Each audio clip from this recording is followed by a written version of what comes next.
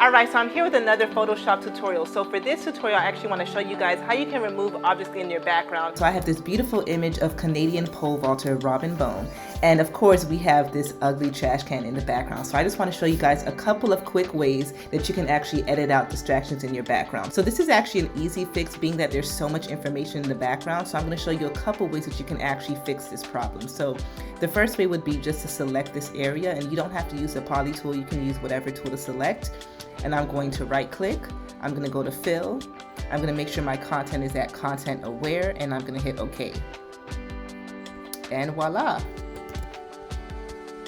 And it's not that perfect, so of course you'll have to clean up, but content aware is actually something that's very helpful when you have a lot of information.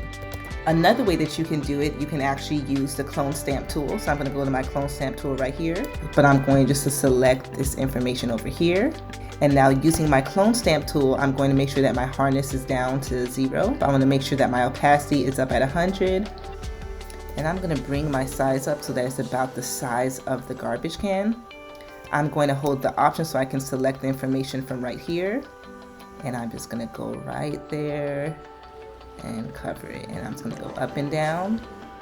And then now you see there's some information right here from this background. So I'm just going to make this smaller and just clean it up.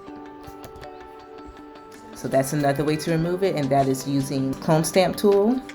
And now one more way that you can actually remove it is using the patch tool. So I'm going to select using the patch tool. And then I'm just going to drag over to the side. And voila.